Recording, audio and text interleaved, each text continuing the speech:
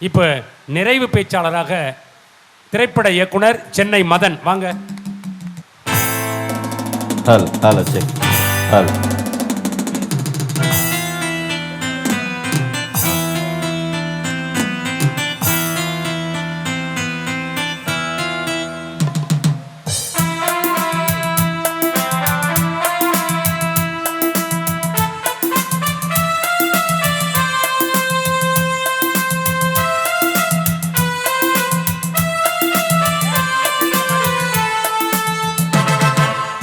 சங்கீத மேகம் தேன் சிந்தும் நேரம், ஆகாயம் பூக்கள் தூவும் காலம். நாளை என் கீதமே எங்கும் உலாவுமே, நாளை என் கீதமே எங்கும் உலாவுமே, என்றும் விழாவே என் வாழ்விலே. சங்கீத மேகம் தேன் சிந்தும் நேரம், ஆகாயம் பூக்கள் தூவும் காலம்.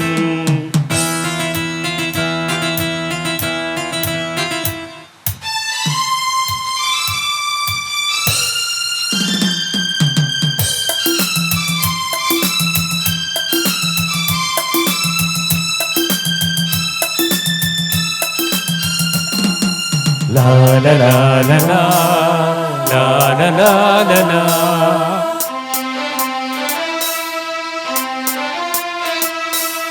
La la la la la la la la.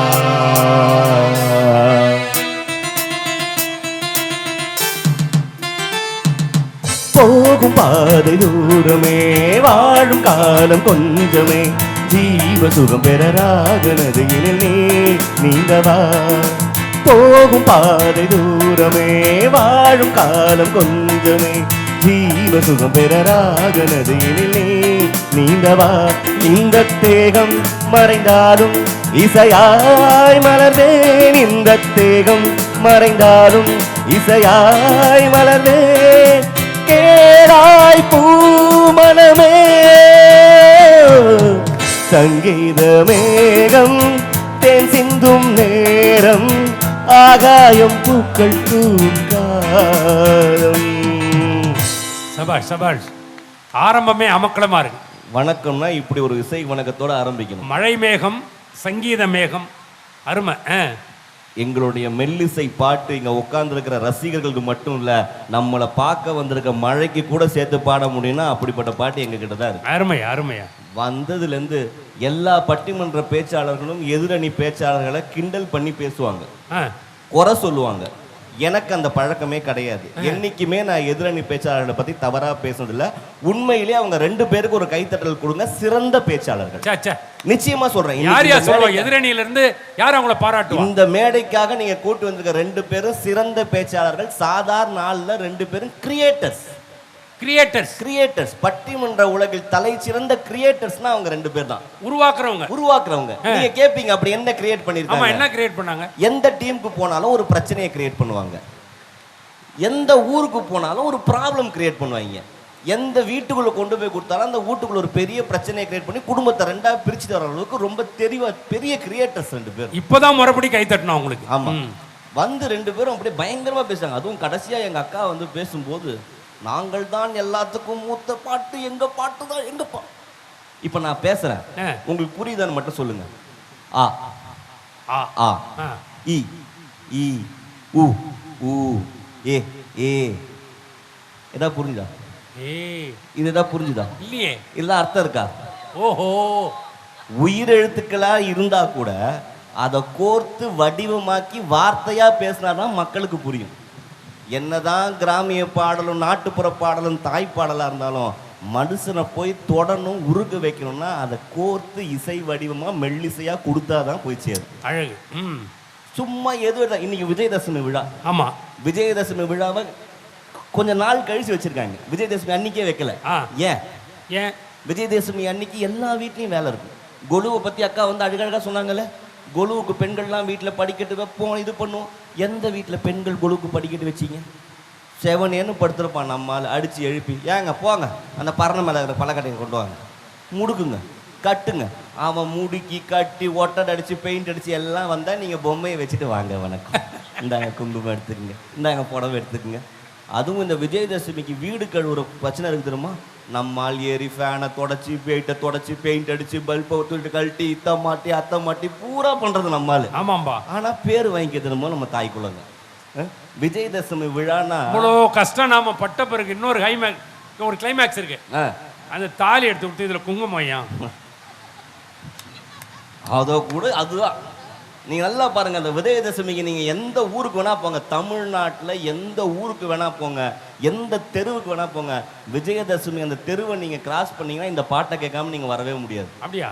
அம்மா தாய்மாரே ஆபத்தில் விட மாட்டேன், வெயிலோ புயல் மழையோ மாட்டேன்னு சொல்ல மாட்டேன், அங்கங்க பசி எடுத்தா பலகாரம் அளவு சாப்பாடு ஒரு நேரம், நான் வசவத்துக்கு இலவசமா வரேம்மா, உன் பிள்ளைக்கு ஒரு பேரு வச்சும் தாரேம்மா, நான் பிரசவத்துக்கு இலவசமா வரேம்மா, உன் பிள்ளைக்கு ஒரு பேரு வச்சும் தாரேம்மா, அட்ரஸ் இல்லா தெருவும் இந்த ஆட்டோக்கார அறிவா, நல்கி வந்து பாரு இது 3 சக்கர தேரு, இறக்கம் உள்ள மனசு காரண்டா, நான் எப்பொழுதும் ஏழைக்கெல்லாம் சொந்தக்காரண்டா, நான் எப்பொழுதும் ஏழைக்கெல்லாம் சொந்தக்காரண்டா, அச்சுக்குயின்னா அச்சுக்குத்தான் குமுக்குயின்னா குமுக்குத்தான், அச்சுக்குயின்னா அச்சுக்குத்தான் குமுக்குயின்னா குமுக்குத்தான், ஆட்டோக்கார நானும் தெரிஞ்ச ரூட்டுக்கார, நாயமுள்ள ரேட்டுக்கார், கம்பெடுத்தா வேட்டக்கார, பெரியவங்க உறவுக்கார், இறக்கமுள்ள மனசுக்காரண்டா, நான் ஏழைக்கெல்லாம் சொந்தக்காரண்டா, நான் எப்பொழுதும் ஏழைக்கெல்லாம் சொந்தக்காரண்டா. அப்படி இருக்கும். இதே ஆட்டோக்காரன் பாட்டை வெளியே ஆட்டோக்காரன் பாடும்போது ஆட்டோக்காரன் பாடுவாரு. அதே ஆட்டோக்காரன் வீட்டுக்குள்ள வந்து வீடை தொடச்சி பெயிண்ட் அடிச்சு பொட்டு வைக்கும் போது பாட்ஷா பாரு பாட்ஷா பாக்கும் பலர பார், பத்வடியும் முகத்தை பார், பீசா கிழிக்கும் போது இயேசு போல பொறுமை பார், வீட்டுக்குள்ள வந்தாலும் மெல்லிசை வெளியே போனாலும் மெல்லிசை. ரொம்ப பாதிக்கப்பட்டிருக்கிறப்பா, தெரியுதுப்பா. நீங்க பாரதியை பத்தி அவ்வளவு அழகா சொன்னீங்க. பாரதி சாப்பாட்டுக்கு வழி இல்லாம கஷ்டப்பட்டாரு, சாப்பாட்டுக்கு காசு இல்லை, பக்கத்து வீட்டில் அங்கே இங்கன்னு கேட்டு அவங்க மனைவி வாங்கிட்டு வந்து அரிசி வைப்பாங்க, தலைவர் வெளியே போயிட்டு சுற்றி வந்து அரிசியை பூரா எடுத்து காக்கை குருவி எங்கள் ஜாதி, நதியும் நீரும் எங்கள் ஜாதின்னு இறக்கி வச்சுடுவாரு. காக்கா குருவி சாப்பிட்டுட்டு இருக்கோம், அவங்க ஒய்ஃப் வந்து அவர்கிட்ட பார்ப்பாரு, கோபமாக பார்ப்பாங்க. இவர் கேட்பாரு, என் கவிதை உனக்கு ரொம்ப பிடிச்சிதா, என் மூஞ்சி மாதிரி இருந்ததுன்னு அந்த அம்மா. அதுக்கு நம்மளால் என்ன தெரியுமா பதில் சொன்னாரு, அவ்வளவு அழகாவா இருந்தது என் கவிதை. வாழ்ந்திருக்காங்க பாரதி, அவ்வளவு அழகா வாழ்ந்தா. அன்னைக்கு கணவன் மனைவி உறவு அப்படி இருந்துச்சு. கார்ல் மார்க்ஸ் காதலின் உச்சம், மார்க்ஸ் ஜெனியின் காதல் மாதிரி உலகத்துல சிறந்த காதலே கிடையாது. வறுமையின் வறுமை, அவ்வளவு வறுமை, குழந்தைக்கு பால் வாங்க ஜெனிகிட்ட காசு இல்லை, தன் ஷூவை விற்று மார்க்ஸுக்கு சுருட்டு வாங்கி தரா. எல்லாம் கேட்குறாங்க, குழந்தைக்கு பால் தராமல் மார்க்ஸுக்கு சுருட்டு வாங்கி தர என்னம்மா? எனக்கு அடுத்த பிறவி மேலே நம்பிக்கை இல்லை, ஒருவேளை அடுத்த பிறவின்னு ஒன்று இருந்தா அப்பவும் நான் இதே ஜெனியாக பிறக்கணும், இதே மார்க்ஸை காதலிக்கணும், அப்பையும் அந்த வறுமை என் வாழ்க்கையில் இருக்கணும்னு சொன்னவங்க. காதல், அந்த காதல் அப்படி இருந்துச்சு. இன்னைக்கு குடும்பத்தில் எவ்வளவுங்க பிரச்சனை.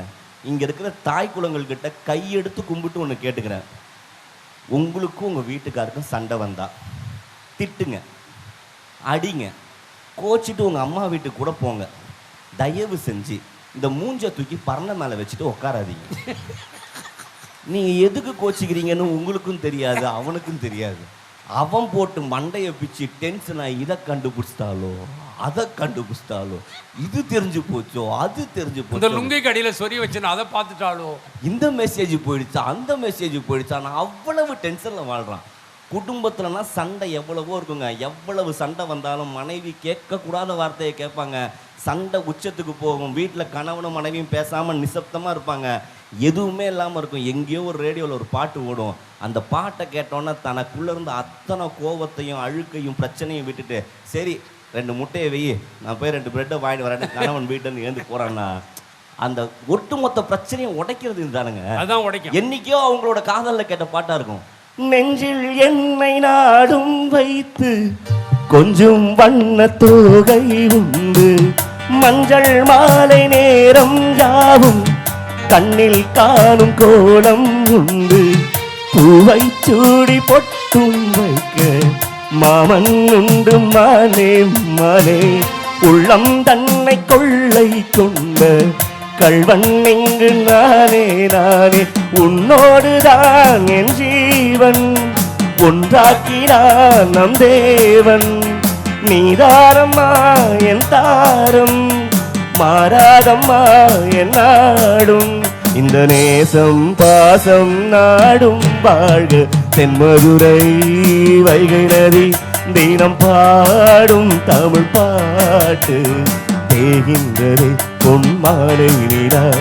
தேயாததோ நம் ஆசை நிலா.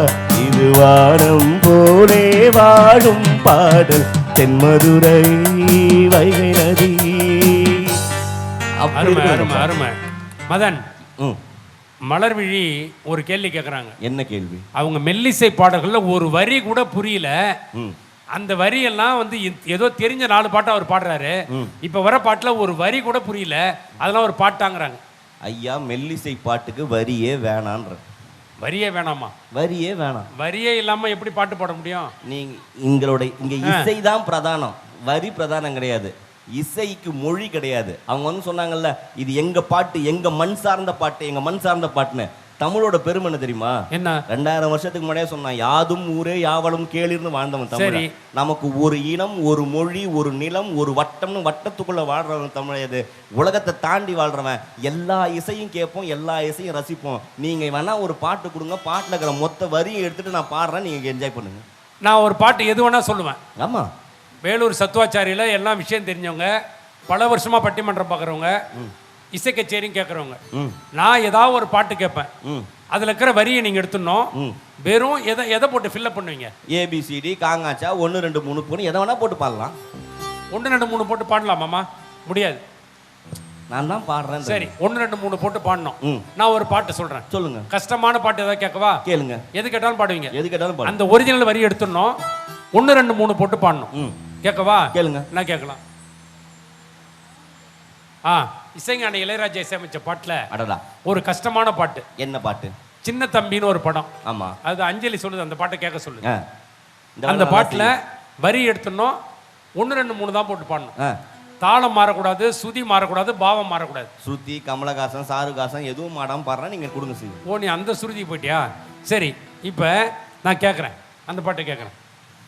தூளிலே ஆட வந்த வானத்து மின் விளக்கே, ஆழியிலே கண்டெடுத்த அற்புத ஆனிமுத்தே, தொட்டில் மேலே முத்துமால வண்ண பூவா விளையாட, சின்ன தம்பி ஏசப்பாட. இப்ப இந்த பாட்டுல வரியெல்லாம் எடுத்து 1 2 3 போட்டு பண்ணணும். நான் ஓப்பனிங்ல இருந்து போலாமானே? போ.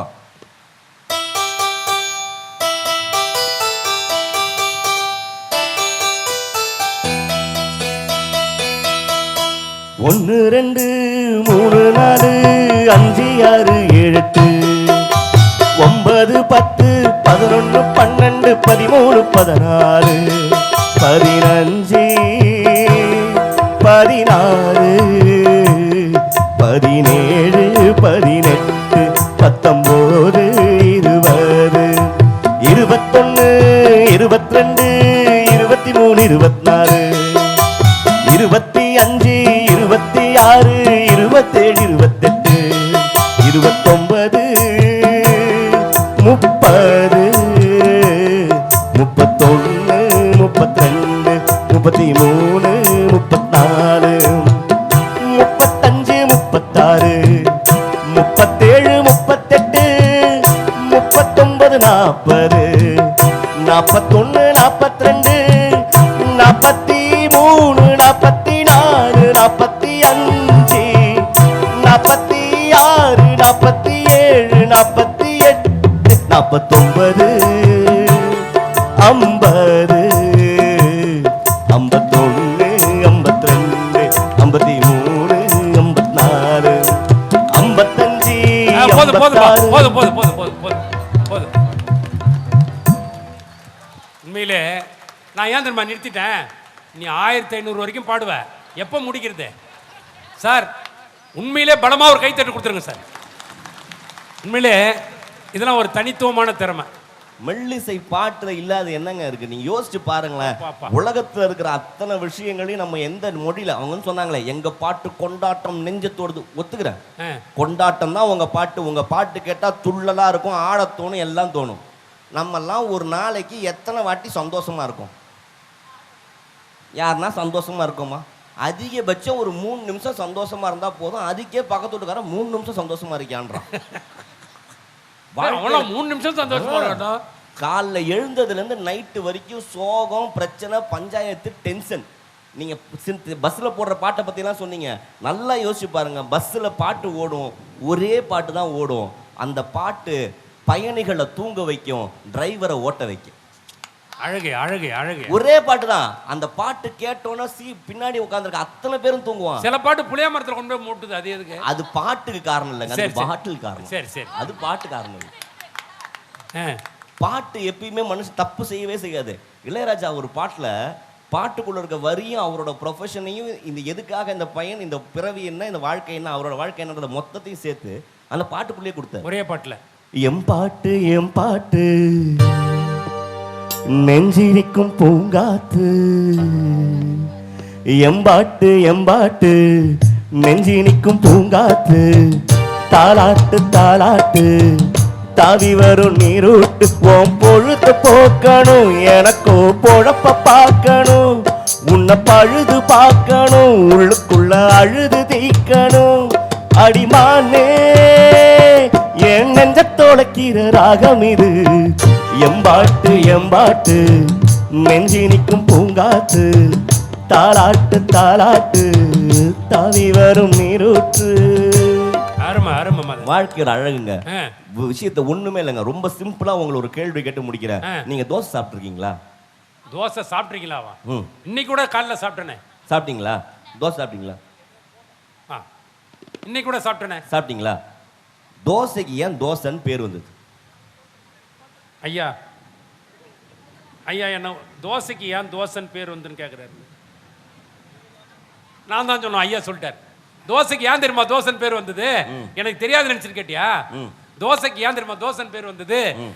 அது வந்து தோசை, அதனால அது தோசை. உங்க பேர் என்ன?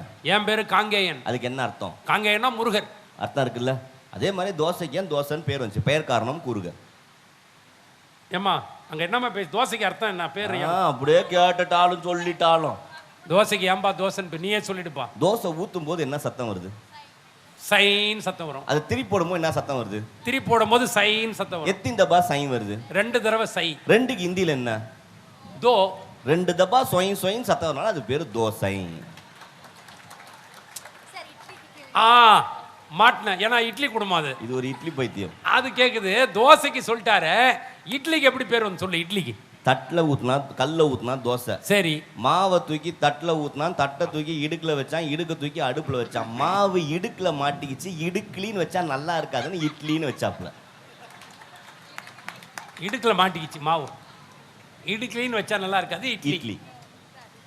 சரி, தோசை சொல்லிட்டேன், இட்லி சொல்லிட்டேன். இப்போ அன்பு சார் வந்த உடனே எனக்கு ஒன்று தோணுது, ஒன்று கேட்கறதுக்கு. ஊத்தப்பம் எப்படி பேர் வந்து சொல்லு? ஊத்தப்பம். ஒரு அக்கா தினைக்கும் தோசையா ஊத்தி கொடுத்து சாவடிச்சுது. நம்மால் கடுப்பாய் தோசை கல்ல தூக்கி செவுத்துல அடிச்சுட்டு ஒரு பெரிய சட்டியை தூக்கி வச்சு இதுல ஊத்தாம் பார்ப்போம்னா, இதுல ஊத்தாம் பார்ப்போம், இதுல ஊத்தாம் பார்ப்போம்னா, அந்த ஊத்தாம் பார்ப்போம் மருவி ஊத்தாப்பம் ஆயிடுச்சு.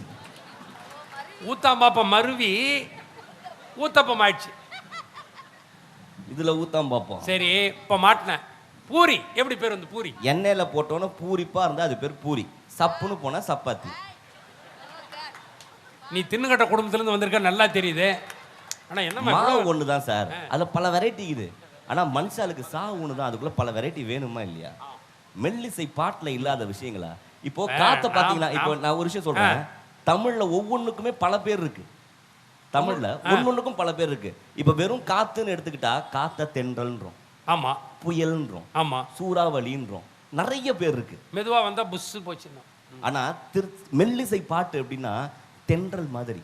எந்த காத்து நமக்கு மெதுவா வந்து நம்ம கிட்ட நின்று நம்மளை தொட்டுட்டு போதோ அதை தான் ரசிப்போம். அடிச்சுட்டு போற காத்து நம்ம ரசிக்க மாட்டோம். பாட்டு அப்படி இதமா போனாதான் என்னைக்குமே கேட்க இனிமையா இருக்கும்.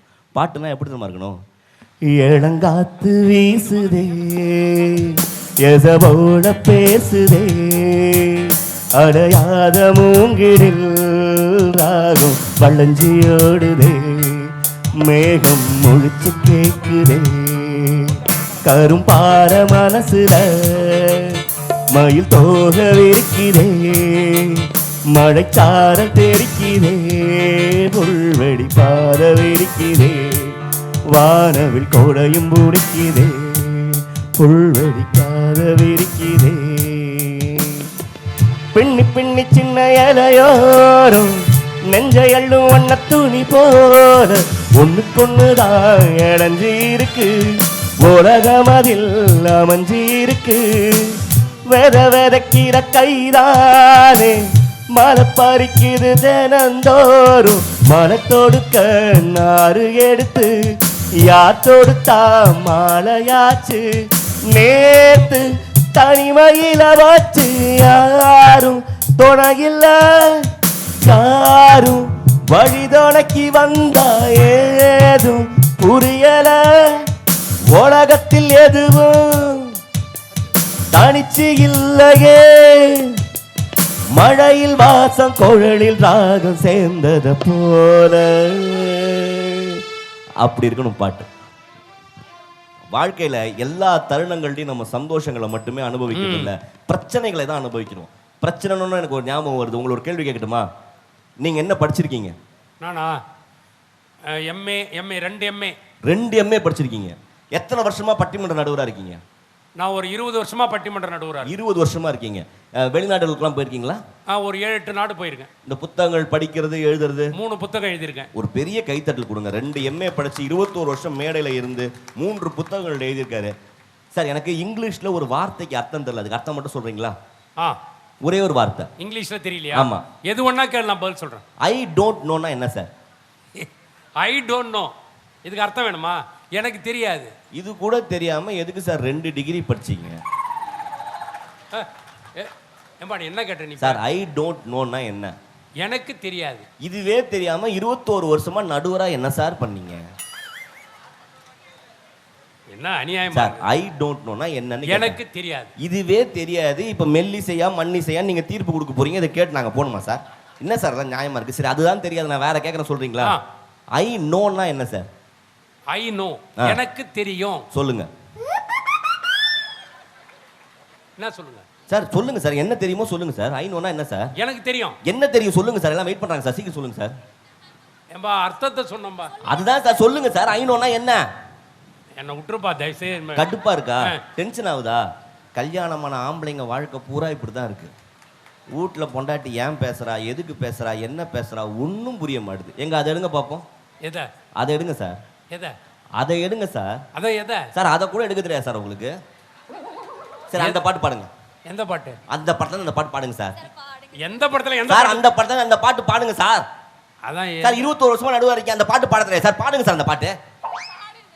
அக்கா ரொம்ப சிரிக்காதீங்க, வீட்டுல இப்படிதான் பேசுறீங்க.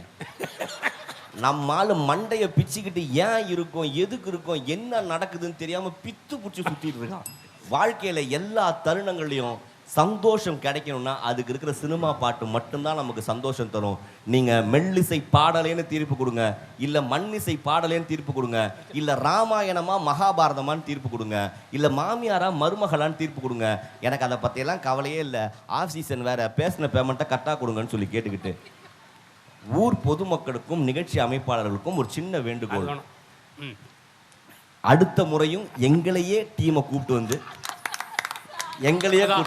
அதான் இன்னைக்கு நேரம் குறைகா போனதால அடுத்த முறை எங்களை கூப்பிட்டு வந்து இன்னும் நிறைய பேச வச்சு நிறைய பாட வச்சு சந்தோஷப்படுத்துங்க. ஃபோன் நம்பர் அவர் நம்பர் மட்டும்தான் உங்களுக்கு இருக்கும். அவருக்கு கால் பண்ணி அவரை மட்டும் கூப்பிட்டு போன வருஷம் கூப்பிட்டவங்கள கூப்பிடாதீங்கன்னு சொல்லாதீங்க, எங்களையும் சேர்த்து கூப்பிடுங்க அப்படின்றத மறக்காம சொல்லிட்டு வாய்ப்பளித்த அனைத்து நல்ல உள்ளங்களுக்கும் நன்றி கூறி விடைபெறுகிறேன். நன்றி. சபாஷ் சபாஷ், அருமை அருமை அருமை சார். எங்களுக்கு நேரம் தான் இல்லை, இருந்தாலும் சீக்கிரமாக முடிச்சிடறோம். பெரியவங்க சொல்லிட்டாங்க, வாய்ப்பு தந்தவர்கள் மகிழ்ச்சியாக இருக்கிற போதே நாங்கள் நிகழ்ச்சி முடிக்கணும், அதுதான் எங்களுக்கு நாகரிகம். அதனால் நல்லா கேட்பீங்க, நல்லா கேட்குறீங்க. இவ்வளோ கூட்டத்தை நான் எதிர்பார்க்கல. இங்கே முதல் முறையாக வர்றதால இவ்வளோ இருக்கைகள் இருக்குது, எல்லாம் முழுமையாக நிறையுமான்னு நான் எதிர்பார்க்கல. நிறைஞ்சிருக்கு, எங்கள் மனசும் நிறைஞ்சிருக்கு. அந்த இருக்கைகள் நிறைந்தது போலவே எங்கள் மனதும் நிறைந்திருக்கிறது. நிறைவா ஒரே ஒரு செய்தி சொல்லி தீர்ப்பு சொல்லி 5 நிமிடத்துக்குள்ளவே நான் முடிச்சிடுறேன் நிகழ்ச்சியை. இதான் எனக்கு நல்லது. ஒன்றும் இல்லை, மன்னிசையா மெல்லிசையா மக்கள் மனம் கவர்ந்தது எது சார்? கடைசியாக பேசின மதன், முதல்ல பேசின மலர்விழி, இந்த 4 பேருமே, அஞ்சலி, உமா அமரநாதன், 4 பேருமே அவங்கவுங்க கட்சிக்காக சரியான வாதத்தை வச்சு அழகுபடுத்தியிருக்காங்க. இசைக்கலைஞர்கள் மிக நேர்த்தியாக வாசித்து அழகுபடுத்தியிருக்காங்க. ஒளி அமைப்பாளருக்கு என்னுடைய சிறந்த நன்றியை நான் தெரிவிச்சுக்கிறேன். அந்த தம்பி தான் இந்த நிகழ்ச்சியினுடைய முழு வெற்றியாளர். ஏன்னா ஒளி ரொம்ப முக்கியம். மைக்கு அமையிறதும் ஒருத்தருக்கு பொண்டாட்டி அமையிறதும் பெரிய பாக்கியம். பேச்சாளர் மைக்கு அமையிறதும் அது உண்மைங்க, ரெண்டும் அமையணும். அதனால நன்றி சொல்கிறேன். நான் முடிக்க போகிறேன். ஐயா முன்னாடி வந்து நின்ட்டாரு. நிறைவாக ஒன்று சொல்கிறேன், மன்னிசை என்பது 2000 வருஷத்துக்கு முன்பிலிருந்தே நம்மோடு வாழ்கிற ஒரு அருமையான இசை. அதை திரைப்படத்தில் எடுத்து பாடி தான் வெளியே கொண்டு வர முடியும். ஆனால் மெல்லிசை என்பது வாழ்க்கையின் தத்துவங்களை மனிதனுக்கு சொல்லுகிற ஒரு செய்தி. கண்ணதாசன் ஒரு பாட்டு சொல்லியிருக்காரு, எத்தனையோ பாட்டு இருக்கு. நிறைவாக இதை சொல்லி நான் நிறைவு செய்கிறேன். இங்கே இருக்கிற அத்தனை பேருக்கும் டேட் ஆஃப் பர்த் தெரியுமா? எல்லாருக்கும் டேட் ஆஃப் பர்த் தெரியல? டேட் ஆஃப் பர்த் அண்ணா டேட் ஆஃப் பர்த் தெரியும்ன்றா கை தூக்குங்க. நான் பிறந்த தேதி தெரியும். சரி, அடுத்து கேட்குறேன், தப்பாக எடுத்துக்காதீங்க. டேட் ஆஃப் டெத்து யாருக்காவது தெரியுமா? யாருக்கும் தெரியாது, இன்க்ளூடிங் மை செல்ஃப். எனக்கும் தெரியாது. ஏன் அதை சஸ்பென்ஸாக கடவுள் வச்சான்? ஆண்டவன் ஏன் அதை சஸ்பென்ஸாக வச்சான் சார்? பிறந்த தேதி எல்லாருக்கும் தெரியுமே, சாகிற தேதி ஏன் மறைச்சி வச்சான்? அதான் சார், 10ஆம் மாதம் பிறப்பது என்பதை பரம்பொருள் யாருக்கும் எழுதி வைத்தான். இத்தனை நாளில் இறப்பது என்பதை ரகசியமாக ஏன் வைத்தான்? மரணத்தின் நாழிகை முன்பே தெரிந்தால் மனிதன் இறைவனை நினைப்பானா? கண்ணதாசன் சொன்னார் சார். சொன்ன கண்ணதாசனா இயேசு காவியத்தில் எழுதினார். இதை அதே கண்ணதாசன் திரைப்படத்தில் கொண்டு வந்து வச்சாரு. பிறந்த தேதி எல்லாருக்கும் தெரியும், போகிற தேதி தெரியாது. அது தெரிஞ்சிட்டா வாழ்க்கை சூன்யமாயிடும். வந்தது தெரியும், போவது எங்கே, வாசல் நமக்கு தெரியாது. வந்தவர் எல்லாம் தங்கிவிட்டால் இந்த மண்ணில் நமக்கு இடம் ஏது? இப்போ வரவன் பூரா இங்கே தங்கிட்டா அடுத்த வரவனுக்கு வாய்ப்பு எப்படி தருவேன்? கடைசி அவர் சொல்கிறாரு, இந்த உலகத்தில் வந்தது தெரியும், டேட் ஆஃப் பர்த் தெரியும், போவது எங்கே, டேட் ஆஃப் டெத்து தெரியாது. ஆனால் வந்தவங்க பூரா இங்கேயே தங்கணும்னா இடம் கிடையாது. இங்கே 2000 பேர் உட்கார முடியும்னா 2500 பேர் நெருக்கி உட்காரலாம். 5000 பேர் உட்காரணும்னா ஒருத்தவங்க மேலே ஒருத்தவங்க உட்காரலாம். அது நாகரிகமாக இருக்காது. அதே போல தான் ஒருத்தன் பிறந்து வளர்ந்தா குறிப்பிட்ட வயசில் கடவுள் அனுப்பிடுவார். நிறைவா அவன் போகிறதுக்கு முன்னாடி இந்த செய்தியை சொல்கிறாரு, வாழ்க்கையில் வந்த தேதி தெரிகிறது, போகிற தேதி தெரியலையே. இந்த சஸ்பென்ஸ் இருந்தால் தான் சார் வாழ்க்கை சிறக்கும். இதை கண்ணதாசன் அழகாக சொல்கிறாரு, வந்தது தெரியும், போவது எங்கே, வாசல் நமக்கே தெரியாது. வந்தவரெல்லாம் தங்கிவிட்டால் இந்த மண்ணில் நமக்கே இடமேது. வாழ்க்கை என்பது வியாபாரம், வரும் கணனம் என்பது வரவாகும், இதில் மரணம் என்பது செலவாகும். போனால் போகட்டும் போடா, போனால் போகட்டும் போடா. இந்த பூமியில் நிலையாய் வாழ்ந்தவன் யாரடா, போனால் போகட்டும் போடா. இந்த மெல்லிசை மூலமாக வாழ்க்கையின் தத்துவத்தை மிக அழகாக எடுத்து சொன்னவர் கவியரசு கண்ணதாசன். திரைப்படத்தின் மூலமாக வாழ்வியலையும் சமுதாயத்தையும் தத்துவத்தையும் கூற முடியும் என்று சொன்னால், மண்ணிசையை தாண்டி மெல்லிசையின் மூலமாக, வெள்ளித்திரையின் மூலமாக 1000 கருத்துக்களை சொல்ல முடியும் என்கிற வல்லமையை பெற்றது இந்த திரைத்துறை, இந்த மெல்லிசை. இப்படி அழகான செய்திகள் நிறைய இருக்கு. எனவே இத்துடன் இந்த செய்தியோடு மண்ணிசையை காட்டிலும் மெல்லிசை மக்கள் மனதிலே பதிந்திருக்கிறது, விதைக்கப்பட்டிருக்கிறது என்பதை சொல்லி தீர்ப்பாக சொல்லி உங்கள் அனைவருக்கும் நன்றி கூறி விடைபெறுகிறேன். அன்பு வணக்கம்.